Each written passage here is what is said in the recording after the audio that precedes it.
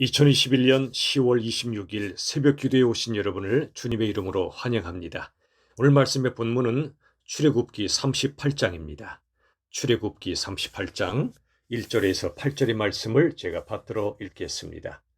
그가 또 조각목으로 번제단을 만들었으니 길이는 5규빗이요 너비도 5규빗이라 네모가 반듯하고 높이는 3규빗이며 그 네 모퉁이 위에 그 뿔을 만들되 그 뿔을 제단과 연결하게 하고 제단을 노수로 쌌으며 제단의 모든 기구 곧 통과 부삽과 대야와 고기 갈고리와 불 옮기는 그릇을 다 노수로 만들고 제단을 위하여 놋구물을 만들어 제단 주위 가장자리 아래에 두되 제단 절반에 오르게 하고 그 놋구물 네 모퉁이에 채를 꿰 고리 넷을 부어 만들었으며 채를 조각목으로 만들어 노수로 싸고 제단 양쪽 고리에 그 채를 꿰어 매게 하였으며 제단은 널판으로 속이 비게 만들었더라. 그가 노수로 물두멍을 만들고 그 받침도 노수로 하였으니 곧 회막문에서 수종들은 여인들의 거울로 만들었더라. 아멘. 지금 우리들은 성막이 만들어지는 과정을 보고 있습니다. 오늘은 특별히 번제단과 물두멍에 관한 말씀입니다. 먼저 번제단에 대한 말씀을 38장 1절에서부터 우리에게 주십니다. 번제단은 성경 전체에 참으로 소중한 의미를 가지고 있습니다. 우리 1절 이하의 말씀을 통해 하나님께서는 번제단을 만드는 자세한 내용을 우리에게 말씀해 주십니다. 그것은 우리의 생각으로 만들지 말고 하나님께서 세밀하게 주신 말씀을 따라 번제단을 만들라고 말씀하십니다. 왜냐하면 번제단, 사람이 드리는 제단 같지만 실은 하나님께서 이끌어 가시는 놀라운 은혜의 제단이기 때문에 하나님의 말씀으로 친히 만들어 가도록 하신 것입니다. 번제단 하면 떠오르는 사람이 있습니다. 아브라함과 이삭입니다. 창세기 12장에서 하나님께서는 소중한 독생자 이삭을 번제물로 바치도록 하셨습니다. 청천벽력 같은 말씀이었지요. 그러나 하나님께서는 이삭을 바치기까지 하나님을 경외했던 아브라함의 믿음을 테스트하셨고 훈련하셨습니다. 그리고 이삭 대신 하나님께서는 다른 제물을 준비하셨습니다. 결국 예수님을 가리키고 있습니다. 그러므로 번제물로 바쳐지셨던 하나님의 아들 예수님, 그리고 십자가 번제단에서 하나님 앞에 모든 걸 드리셨던 예수 그리스도야말로 결국 하나님께서 우리를 구원하시는 가장 놀라운 번제물이었고 그리고 대제사장이셨습니다. 여러분, 사도 바울은 이 예수님을 만난 후로 당신의 삶을 번제물로 온전히 드렸습니다. 우리 또한 그렇습니다. 로마서 12장의 말씀처럼 우리들은 거룩한 산 제물로 하나님께 드려져야 합니다. 우리의 삶 자체가 번제단입니다. 우리의 삶의 현장이 곧 번제단입니다. 가정이요, 일터요, 마을과 교회까지 우리가 숨쉬며 걸어가는 모든 삶의 현장은 바로 우리 자신을 하나님께 번제물로 드리는 번제단입니다. 생활 번제라 말할 수 있습니다. 여러분, 우리 주님은 우리에게 세상의 소금이요 빛이 되라 말씀하셨습니다. 소금은 녹아져야 하고 빛은 촛불의 심지가 태워져야 빛이 우리에게 나타나는 것이지요. 그러므로 우리들도 번제물로 하나님께 바쳐질 때 하나님이 우리를 세상의 빛으로 세상 앞에 서게 하시는 것입니다. 우리 예수 그리스도, 번제단이었던 십자가에 당신의 모든 것을 들이셨던 예수 그리스도, 베드로전서 1장 18, 19절의 말씀처럼 흠없는 어린 양 예수 그리스도의 보배로운 피가 우리를 구원하셨습니다. 그리고 에베소서 5장 2절의 말씀처럼 예수님은 우리를 위하여 자신을 버리사 향기로운 제물로 하나님께 드렸다고 기록하고 있습니다. 우리를 위하여입니다. 예수님은 자신을 위하여 살지 않으셨습니다. 우리를 구원하시기 위하여 자신을 버리셨습니다. 모든 사람들은 자신을 위해, 자신을 지키기 위해 다른 사람을 버릴 때가 얼마나 많습니까? 그러나 예수님께서는 우리를 위하여 자신을 버리셨습니다. 바로 이 버리심이 가장 아름다운 사랑이요 아름다운 향기였습니다. 그래서 에베소서 5장 2절의 말씀처럼 예수님은 우리 위해 자신을 버리사 향기로운 제물이 되셔서 하나님께 드려졌다고 말씀합니다.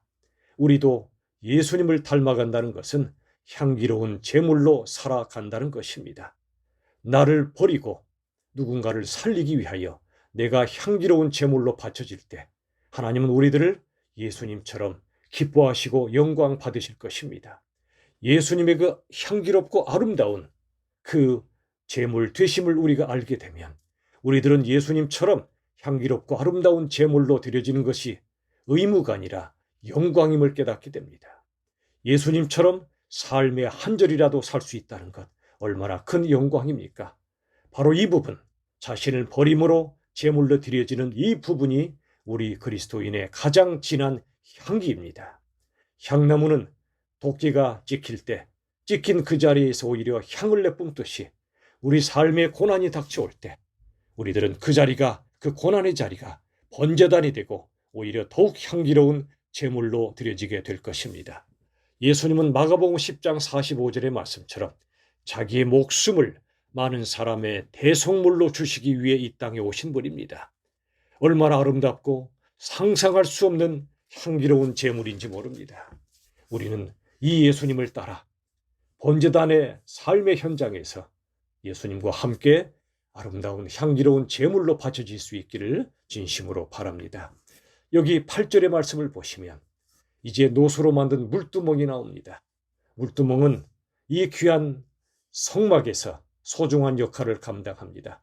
번제단을 지나 그 다음에 성소에 들어가기 전에 물두멍을 통과해야 됩니다. 제사장이 물두멍에서 씻습니다. 이 물두멍은 회개를 의미합니다. 여러분, 하나님의 말씀으로 우리의 영혼을 씻습니다. 에베소서의 말씀처럼 우리를 씻어주시는 것은 하나님의 말씀입니다. 하나님께서 성령으로 그 성령의 불로 우리의 죄를 태우시듯이 이젠 하나님의 말씀으로 우리의 죄를 씻어주시는 것입니다. 여러분, 인간의 죄의 핵심은 자기 중심성입니다. 내가 인생의 주인 노릇하는 것이 죄의 핵심입니다. 그런데 이 모든 자기 중심성의 죄는 예수님의 보혈로만 씻을 수 있습니다. 이 물두멍, 바로 제사장이 자신의 손을 찢고 하나님 앞에 깨끗한 몸으로 나아가는 것은 결국 예수님의 보혈로 씻음받는 우리의 회개를 의미하는 것입니다. 우리가 회개할 때 주님께서는 어떤 죄라도 보혈로 씻어 주십니다. 우리가 낮은 마음으로 회개할 때 높은 기쁨을 주십니다. 하늘의 기쁨을 주십니다. 회개한 그 영에 보혈로 씻어주신 맑은 영의 기쁨을 누리게 하십니다. 낮은 회개만이 높은 기쁨을 누리는 길입니다. 이제 오늘 말씀을 정리합니다. 성막을 하나님이 만들어 주실 때 번제단, 즉 성령의 불로 죄를 태우시는 또한 예수님의 십자가의 제물로 드려지신 놀라운 역사로 우리가 구원을 받았습니다. 우리 또한 번제물로 드려지는 아름답고 향기로운 삶을 살기를 하나님은 원하고 계십니다. 또한 우리들은 물두멍처럼 하나님의 말씀으로 예수님의 보혈로 씻음받은 맑고 거룩한 기쁨을 누리는 우리 모두가 될 수 있기를 예수님의 이름으로 축원합니다. 기도하시겠습니다.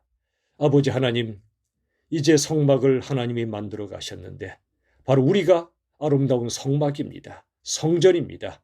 번제단과 물두멍이 있었던 것처럼 우리 주님께서 참으로 아름다운 번제물로 바쳐지셔서 우리의 모든 죄를 다 태우셨습니다.